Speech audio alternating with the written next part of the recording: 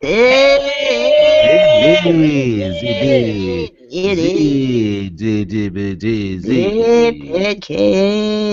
you sound like a radio personality on that thing. Yeah.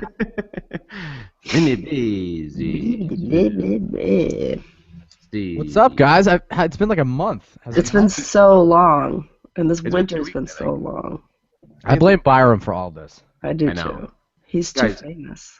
Guys, no, you don't even want to know what's happening at work right now. Well, you're in a weird conference room with some like grubby writing on the wall behind you. Only see half of your face. By the way, everyone watching on YouTube, you have to sign an NDA because that's the secret sauce of my company. Oh yeah. No, shit's going weird at work, man. Uh-oh. This is week 4. Liz, it's been a month since Flora Diesel. Ugh. I can't believe it. Feels like years. What is you're sitting in the fucking Ritz-Carlton? What's this like lap of luxury that you're in? It's the Ritz-Carlton. I rented out a room for the podcast today. I'm like, Ritz, excuse me, Ritz, can I rent this place for 1 hour? They were like, sure. Liz is usually sitting in like a dark, shadowy corner with like a fucking broken lamp hanging I over know. her. I like just changed the orientation of my computer. That's This it. looks like a museum that you're in. Yeah, you're fucking. This is luxury, and your hair is so luxurious too. Pardon us, Gwyneth. I decided to bring it today. I'm all flake the fuck. So my first week of work, it was Friday night, and I was like, "Oh, congratulations on a first full work week."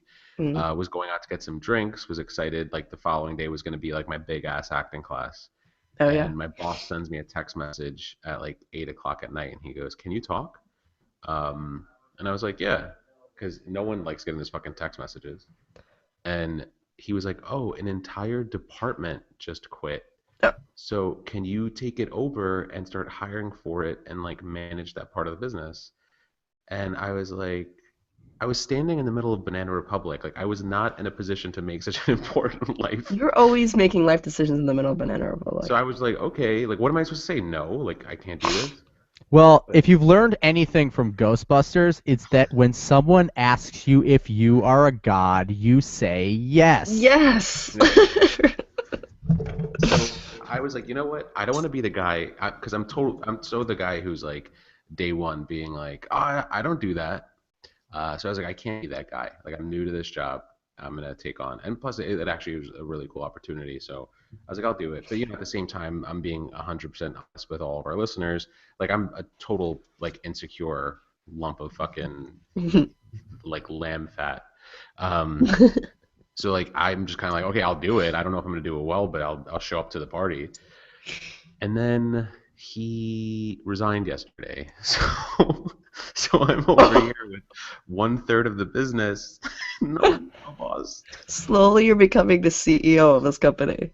And today's a board meeting. So I was like, should probably not do a podcast. But I was like, the podcast is the only thing going on in my life right now that I'm like excited about. So I'm gonna fucking show up to this. Well, conveniently, there's a board behind you. I know. Guys, so you can just have a board meeting right there. What fucking, I mean, proof that this podcast needs to thrive is I'm literally en route to the office and I was like, fuck, forgot my microphone.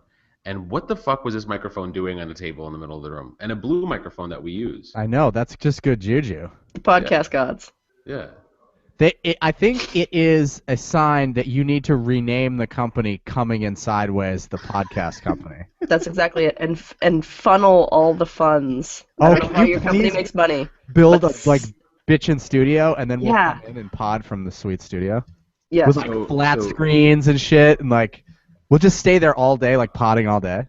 Yeah. So and we'll the have crazy guests. shit is my title is head of studios, which is totally not descriptive of what I do, but it's a cool title. So I'm gonna totally take it to Hollywood. I'm like, guys, I'm head of studios. I'm head of studios. Thank you very much. I was head of studios at my last company.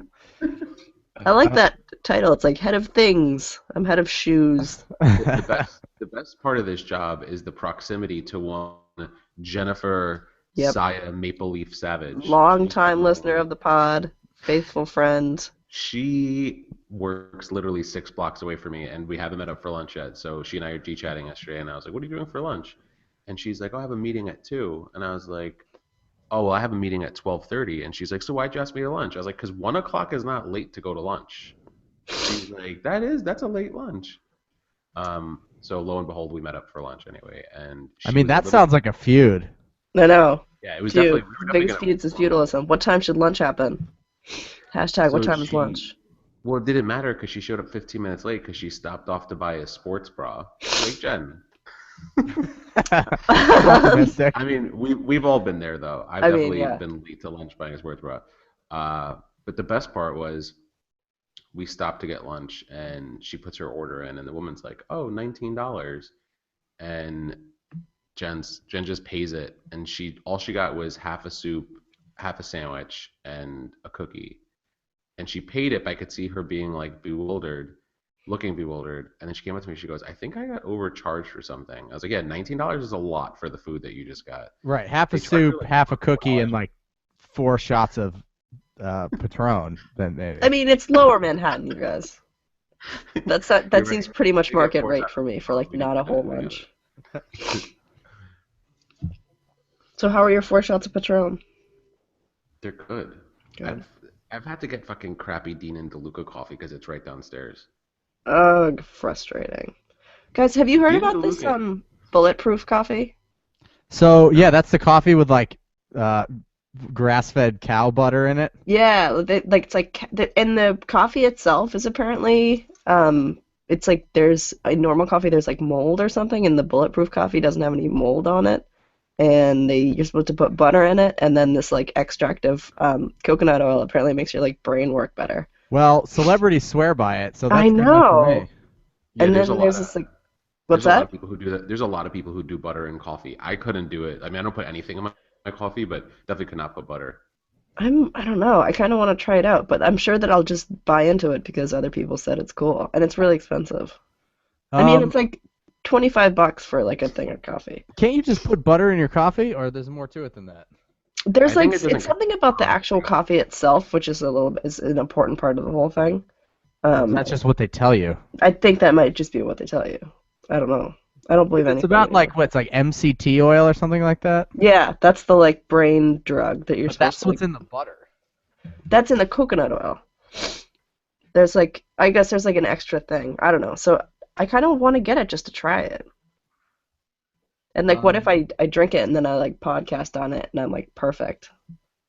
What if I'm gonna be honest with you. Coffee is a natural laxative, and Mm, putting butter in it cannot help. that's true. But I think it's really good for your like that kind of good fat apparently is like good for your, body I'm metabolism and stuff. tweeting out the link on how to make it. Oh, cool.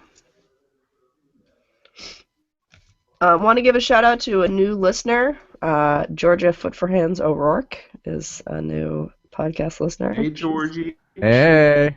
My amazing coworker at Bondier, and she Oh, is. that was the gayest thing you ever did. You're like the Hey! That's pretty good, right? you were the most testosterone heterosexual man in the world. Hey, Hey. girl. Hi. Oak and I are both suffering from a virulent illness spread by his little daughter. So it turns out my daughter is the monkey from Outbreak. She is. She's just She like just- scuttling around everywhere, being so cute and sneezing blood on people's faces. Right. And she just leaves this like slick of like snot and drool everywhere, which is like so I'm getting sick through the computer. You should. totally true. I think our listeners are gonna get sick. So wait, is she just a carrier, or has she been actually sick herself?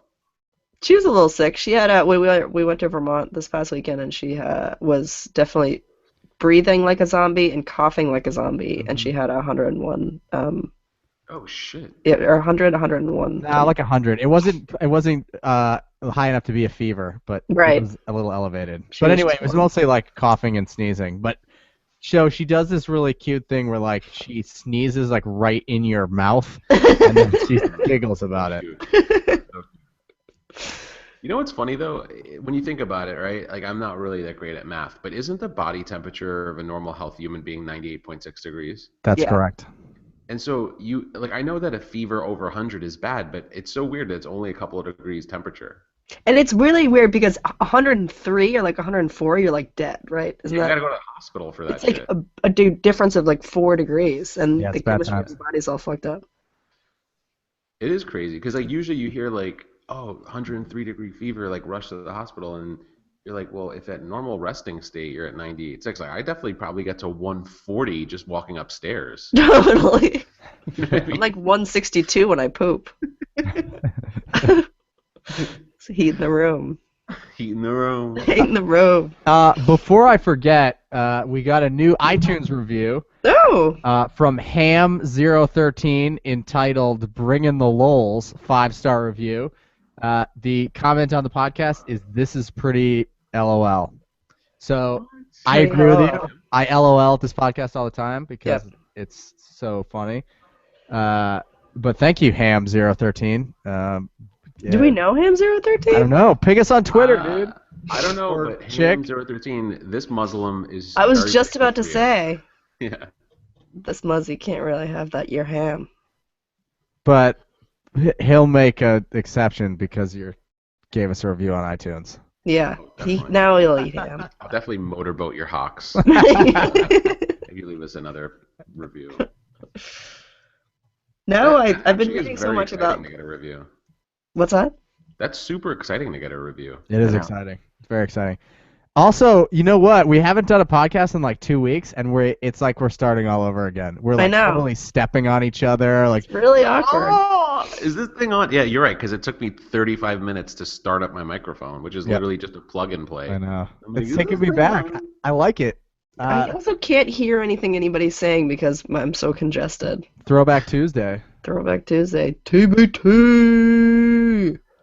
Did you guys watch the Oscars on Sunday? No. I don't think anybody did. Did I comment about it on social media? Yes.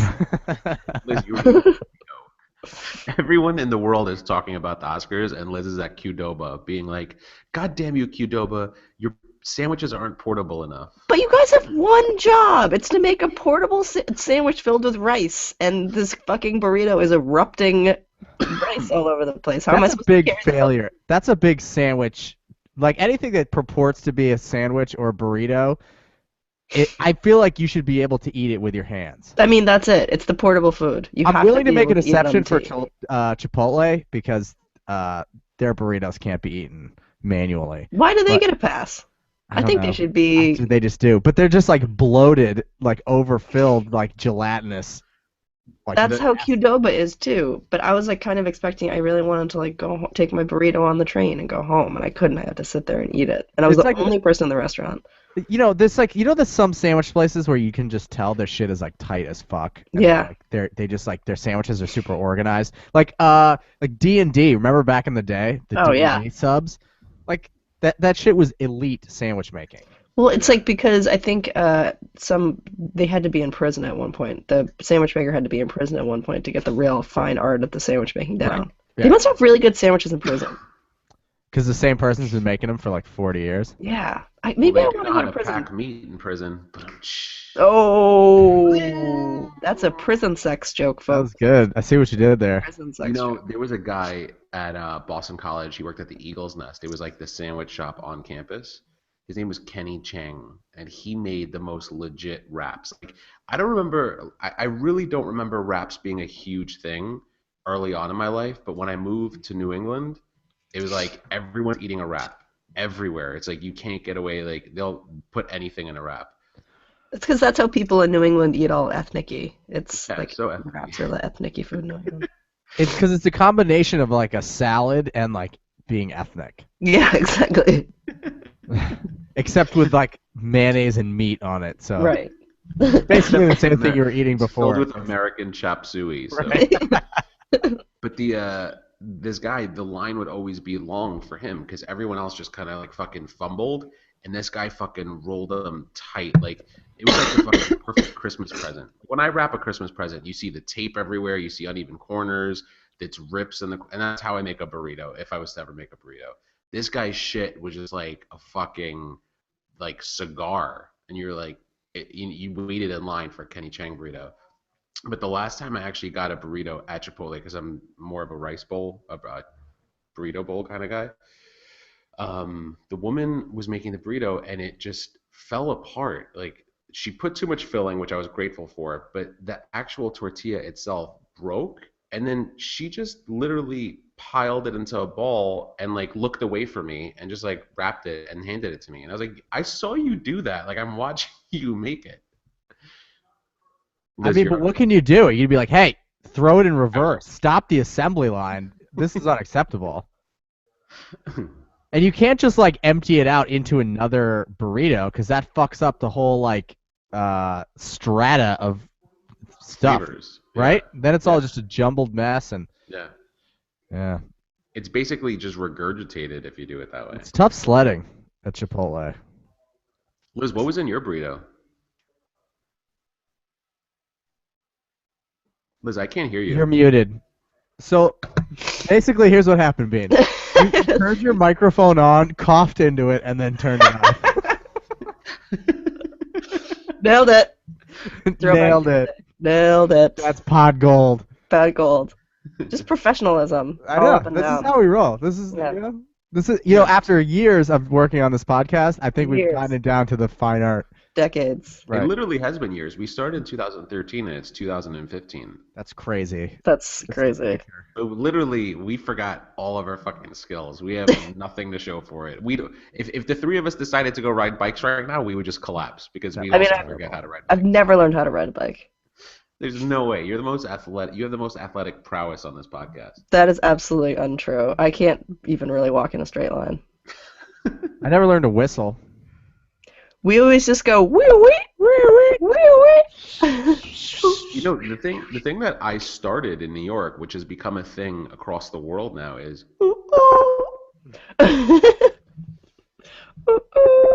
I'm telling you, we used to do that on my block growing up, and it was just me and my friends. That's how we would kind of like call to each other.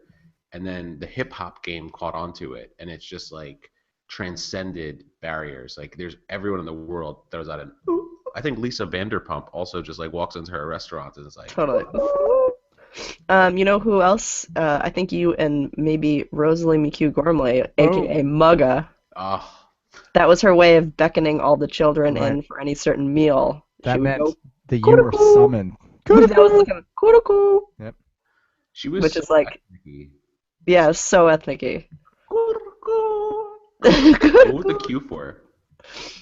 I think she was just trying to make it sound French. Yeah. And it's I like always it's the 1968 World's Fair, and the children are lost in the crowd. That's right. And that's how demure Mugga is trying to find them. I would be like, get your fucking asses over. And she's like, cuckoo. She was such a Mary Poppins. I had no She really idea. was. With an iron fist. Total Sword fist in of it. iron. Yeah, total fist of iron. I was when you were talking about that YouTube or iTunes comment, I was concerned that maybe it was an ISIS recruiter. I've been reading all of these articles about how the ISIS recruitment techniques, and that it seems pretty insidious. Yeah. Dazzle, I'm worried for you. I'm No, scared but- they're gonna try and recruit you. No, but it almost seems like someone in Fox News made it up because it's just like it's basically saying like ISIS is recruiting new members by posting pictures of candy. Yeah. Like, here, we're looking for our puppy. Come with us. It seems Yeah. a little too easy. I want to give those guys, they're low-life degenerates, but I want to give them credit for probably thinking a little bit more about their recruiting strategy other than saying, hey kids, got some 3D Doritos and a PlayStation in this van. Come play. Yeah, but like think about what the American population is actually attracted to. It's like 3D Doritos in a 3D van. Doritos are pretty good. That's like pretty much nailed it as far as like what we like and what people. True.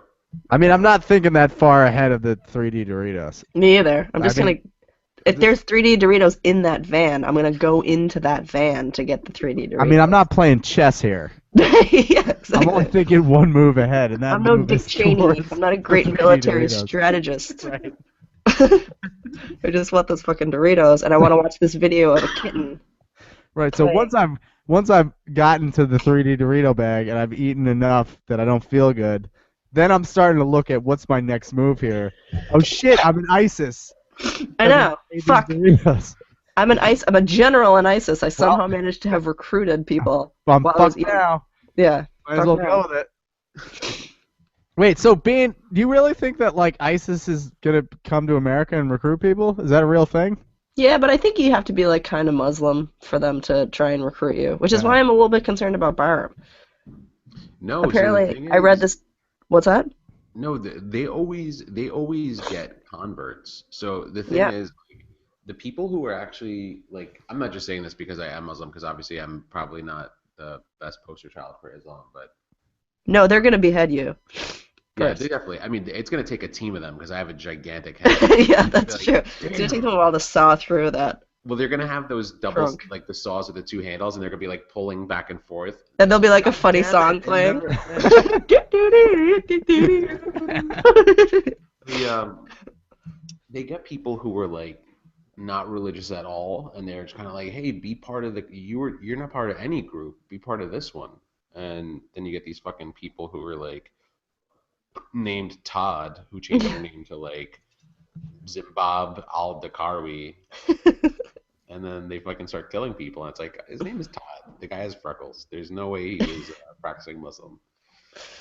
Totally. I don't see that pitch being like super effective though. You know what I mean? Like, But it's like for the disillusioned youth who have like nothing to believe in and they're all like disappointed, some guy like comes along, is like, you can come be like a superhero freedom fighter who's gonna like walk with a bunch of virgins when they die. It seems What I've same way you learned get. about my own thought process, like as I've gotten older, is that I give people too much credit, and I think that like, as self-deprecating as I can be, I like I'm street smart, and I have a lot of life experience, and I tend to think like there's no way someone would be so stupid to join like a cult or a group like that, but there are a lot of stupid people A lot. tend to be from Ohio, Yeah. and they tend to just like want to belong, and they join things, and they kind of just like, yeah, I'll do this, and it's like, because you always like think like you give people the benefit of the doubt, and you're like, there has to be some common sense, there has to be some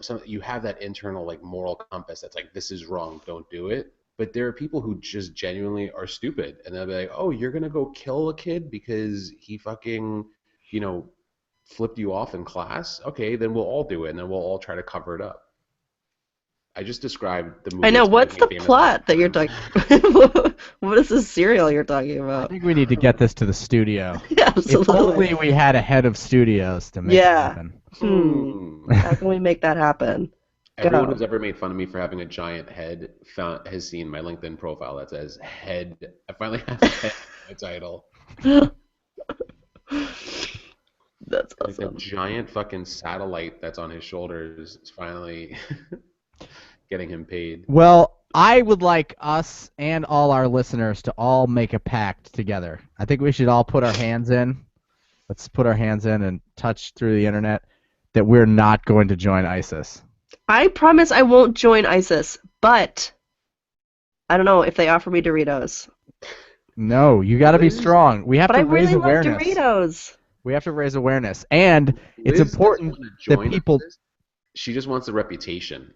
Yeah, I want to be on the list. I just Like, want to be on the Liz ISIS is that list. girl in high school that like everyone thinks is a slut drug addict, and she's not, but she's like pretty fucking psyched to have that I am. person, that reputation. So she's like, I'll fucking own it. Oh yeah, when I was in high school, they had I don't know if I told you guys this. There's a blowjob list. So these like hockey players created this list of like what girls in school would give the best blowjobs. And I was like for some reason on the list, even though I'd like still never given a blowjob in my life. And it was just because I could like fit stuff in my mouth. And other girls were like telling their parents and like really offended and like upset. And I was like so proud that I'd like made it Yeah, on the but list. Liz, sorry to burst your bubble. It wasn't E Hall, it was O Hall. Ooh, that's Shut up. true. Just because I fucking dominated one marshmallow eating contest doesn't mean that I give blowjobs. I fucking dominated. It was not close. I won going away by like 6 marshmallows and I had room left.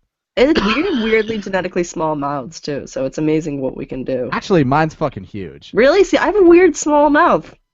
So I could like one of those regular sized McDonald's hamburgers, like the small ones, like if you just go and order just hamburger, I could put that whole thing in my mouth. Everybody can. They're really small. Okay. It's not really that Big impressive. Mac? I've never tried, but I think I could do it. I mean, I could definitely do that too. Yeah, but the bad news is Whatever- you whatever have to you can eat do, I can do McDonald's more. hamburger. Maybe I can do better. Shut up. You I don't know. win. I'm telling Mom. Guys, I'm gonna put my whole fist in my mouth right now just to win this contest. That's how I got on the blowjob contest. Oh, I think my mouth shrunk. Your fish just got a lot bigger. I used to be able to do it in high school anyway. This is what they call content. Exactly. This is real, like, hard hitting. Great content. It's. Liz, what's going on in Comedy World? I was just telling Oak that I have bombed my last two comedy shows, or they were just open mic, so it like doesn't really matter. But I had a show. Have we talked since I had the House of Blues show? No. I had a show at the House of Blues like 2 weeks ago now, and it went great. And I think I kind of stacked the deck in my favor though, because like 80% of the people there were my friends, which is, both good and bad. Good because I think it means I'll be invited to be in other shows, because if I bring people who like drink and stuff, that's always good. Yeah. But also, it's like not really a good barometer for like whether or not it was funny, because like all my friends were laughing. So anyway, I thought it went well. Yeah, but in all honesty, you can't describe. I mean, your friends are not gonna fucking fake laugh. So Yeah, they they're are. No, but the thing is, you have to give yourself the credit that you deserve, because your friends aren't there just to make you happy. Like, they laugh when you're not performing stand up too, because you're Yeah. a funny person. So you can't just say, "Oh, it was my friends who laugh," I guess so. But yeah, anyway, I'm always gonna find something bad in everything, because that's how I roll. I'm Irish But Catholic. saying that you performed at the fucking House of Blues, that sounds fucking amazing to me. It was the House of Blues Foundation Room, which is like their VIP box. Yeah, it's like the basement, basically. And it wasn't actually a comedy performance, it was just me standing there. You're like, In it a was corner. House of Blues Traveler. Yeah, the guys from Blues Traveler. Yeah, exactly. They did a private show. Yeah. Are you gonna give me a run around? Yeah, basically. That's pretty good. Yeah, so that happened, and then I haven't gotten booked any shows since. I've just been doing open mics, and it's just fucking a Greek tragedy. I stand up there and I'm like, and then nobody laughs. That sounds like basically the arc when I hear comedians talk about their career. Like, that sounds like the common arc. Like, you start out and in smaller things and you feel like I can do this, and then you like hit a wall of like bombing for like a year, Yeah, and then you sort of like actually you ever hear of Joey Diaz? yeah, So if you hear him talk about his comedy, he said that he went for like years where like he just fucking bombed all over the place, and then there was like some like turning point, like at some point in his career, he just like some kind of switch flipped in his head, and he just like stopped giving a fuck, and then it's just ever since then that's when he became a comedian. Like that was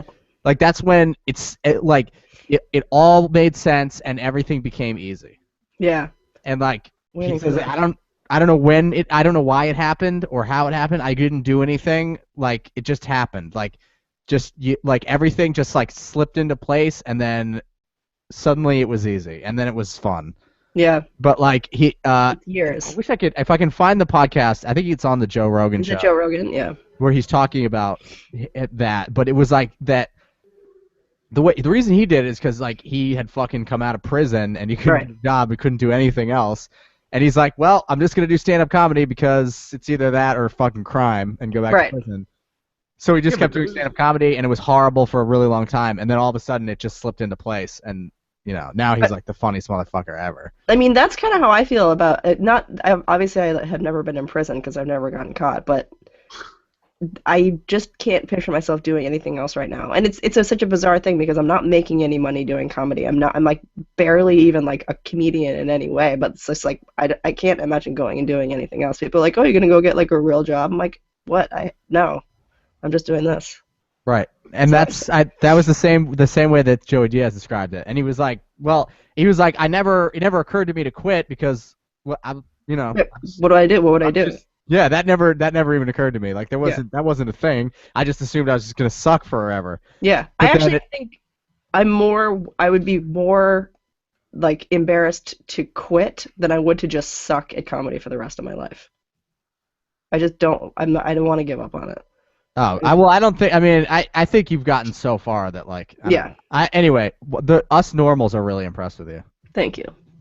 it's it's a thing that I do. So And the most successful people in anything are the people who aren't trying to be something. Like you can't. There's certain things you can't create, right? You can't create cool. You can't create like funny. There's people who are out there who are comedians, and it fucking incenses me that they're successful because they're not funny. They just go out there and they're like, this is what it means to be funny, and everything is just so crafted and it's not natural. And those are the people who no one fucking likes. Like, in all honesty, I know I'm gonna get a lot of flack for saying this, but I don't like Jimmy Fallon. hmm. I think Jimmy Fallon is so orchestrated. He relies on this whole pomp and circumstance, right? Whereas like someone like David Letterman just goes up there, he says shit. I mean, he has writers as well, but his show, like David Letterman is a funny fucking dude. Jimmy Fallon is an entertainer. He's someone who needs a lot of people. He needs a lot of production around it. Hmm.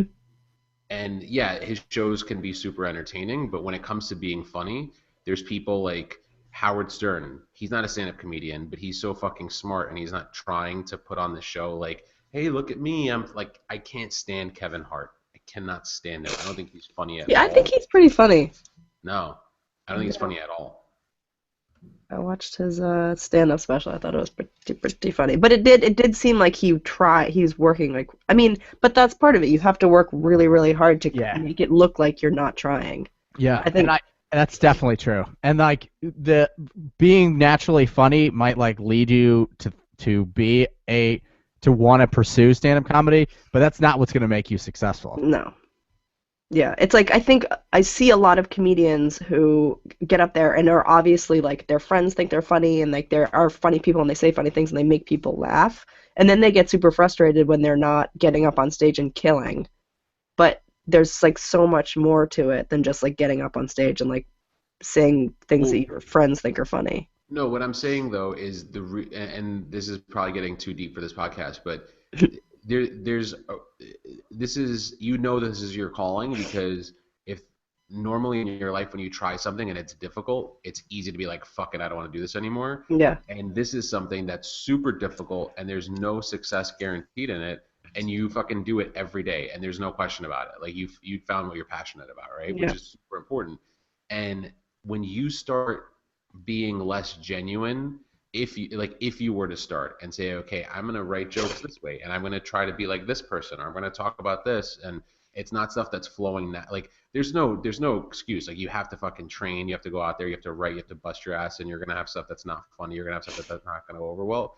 But when you stop doing stuff that is inherent to like your sense of humor and like the reason why you have so many people who've been telling you your whole life you should be a fucking comedian because you're super smart and funny, then you're gonna fail. You know what I mean? Yeah. You have to stay like anyone can be a Kevin Hart. Anyone can go out there and be like, oh, I'm gonna do that whole like I'm gonna talk like this and and everyone's gonna laugh. It's like the equivalent of going out there and just fucking if your whole skit was like fucking fart jokes and talking about sex, everyone's gonna fucking laugh about that. That is my whole skit.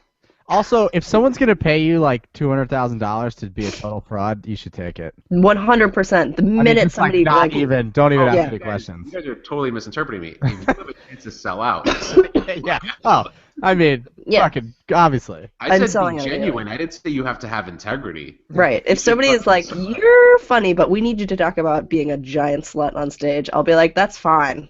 I will watch a lot of TV shows about sluts and I will learn how to act the They'll be slut. like, hey, Byram, we know we hired you to do stand-up, but would you actually just be the recipient of bukkake? And I'm like, okay. Sure. What's the paycheck? Yeah, you're paying? There's Yeah, sandwich, exactly. there's craft services? Okay. down. Let's say. Yeah. Yeah. Okie cookie. So fucking hard. You have no idea. Yeah. They'll be like asking me for like government secrets. I'm like, yeah. Yeah. No, totally. I'll give you whatever you want. Yeah.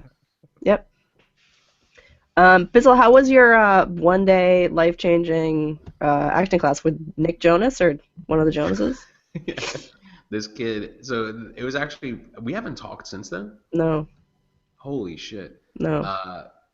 So I show up to this thing. It's a full day, like acting intensive workshop, and this one kid shows up, and he's like, you could tell he's like a teenager, and he just looked like he was like the popular kid at his high school, and like, you know, feels like he's guaranteed success. You know, like he's gonna be the next fucking Twilight movie, and he basically during the first break, we walked out together and we were getting an elevator to get coffee, and he struck up conversation, and he struck it up in the oddest way. He goes, "How old are you?" He hadn't even asked me my name yet. He was like, "How old are you?" And I said 32, and he goes, "Wow." And I was like, "Wow, what?" And he goes, nothing. He's like, "I don't know if you could tell." He's like, "I'm 18." And I was like, "Yeah, you look about 18." Um, so he was just like, it was so funny because I've never like I don't remember. Like I said, I give people the benefit of the doubt, so I don't like to think like I'm talking to an 18-year-old. There's only so much they know and so much fucking common sense that they have. So I tend to take on like like I said, I tend to give people more credit than they deserve, right? So we're walking and stuff, and he's saying stuff that is just like so naive and so immature and stuff, and about like, yeah, I'm gonna get signed this year, and yeah, like, I'm not gonna do commercials. I only want to do this, that, and the other thing. And I'm like, I just need to get a fucking coffee. Like, I'm too old for this. This is like my one shot at any kind of celebrity. I can't have a conversation with someone who thinks that they're gonna be the next fucking Robert Pattinson and thinks it's like guaranteed. Get coffee, go back upstairs. When we get off the elevator, he goes, "I just want to thank you." I was like, "For what?" He's like, "I've never had an established," and then he corrected himself. He's like, "distinguished person talk to me like I'm at their level." And I was like, like, how old do you think I fucking am? Like, I still think I'm a really good person Yeah. too. But I've never been treated, I think it's like equivalent to when women get called ma'am, and they're Yeah. like, "Fuck you!" Like, I'm not ma'am yet. I'm still miss.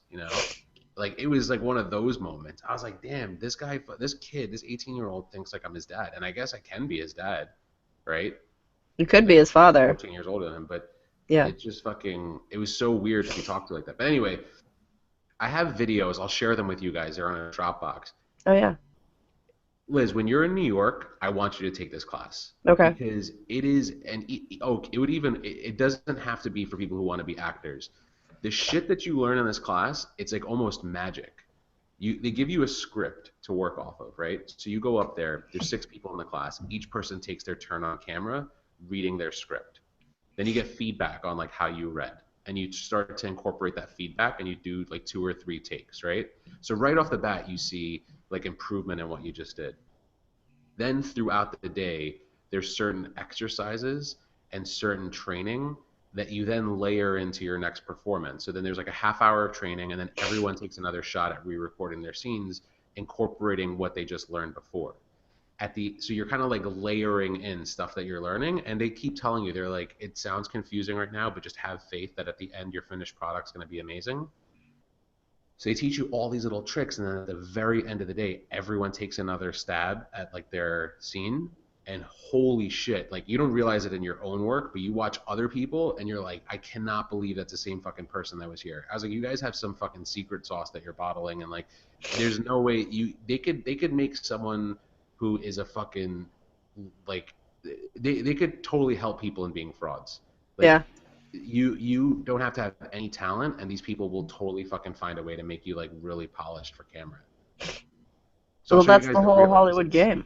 Yeah, it is unreal how like there are a couple people in the class who were just so bad, and their final scenes, I was like, damn, these people are not charging enough for this class. But Cool. I mean, it sort of goes to show that like in any endeavor, so much of it is just like finding what's the right technique and practicing that technique. And it's Right. like, it's talent that like sets you apart from what everyone else is even capable of. But like you can get a long way just by like learning from the right people and putting in the repetitions. Right. Oh yeah, and the thing why I think it'd be so great, I think it's great skills to have for stand-up comedy, for anything. If you're presenting a lot at work, like there's certain shit that they teach you to do. It's like, look, so much of acting and any kind of like presentation is going up there and getting all your shit out as soon as possible because you're afraid you're going to forget it, or you just want Yeah. to get it over with, right? And there were like a lot of times people who are doing a scene in acting, they'll do stuff, they'll hold back on like their natural instincts to do stuff. So like if you're doing a scene and your cheek itches, it's okay to do that. Like it's okay to scratch because like that's what you would do in real life. Right. And it's okay to have pauses where you're breathing. Like a lot of times people will just hurry up and go through the motions and not take the time and actually like sit down and like really feel their weight and breathe. And that's such a natural part of living. So even like when you do stand up, like when you see people who are like so fucking like comfortable on stage and like walking around and like behaving like they would if they're like around friends, they're the ones who are like the most pleasant to watch. And you're kind of just like, okay, because when you have people like on like, it's like when you see like fucking porn stars trying to be actresses, right? Everything is just like so like fucking, you know, fake, and there's nothing real about like just like kind of going in there, feeling your weight, sitting down, taking time to breathe, doing stuff that feels natural. Like there was when I did my final scene, there was this random line that was written into my script, so they kind of omitted certain lines and they left one in there, so I'm supposed to be like really angry and intimidating, and then there's a line where I ask the girl who I'm talking to if she's going to finish her grilled cheese sandwich. It just felt like so out of place. There was one time when I'm doing the scene, and they're like, okay, do it as intimidating as you can and be as angry as possible. And I'm like, the whole time in my head, I'm like, fuck, how am I going to handle this grilled cheese sandwich? Like, it does not belong. Yeah. So I'm being like fucking ferocious, like a pit bull. And then I was like, you going to eat that? And I just started cracking up. It's like, when I'm not supposed to laugh is when I'll laugh the hardest. And afterwards, like, you know, you stay in the scene for a little bit, even after all the lines are finished, and then they tell you like when they're gonna start giving you feedback.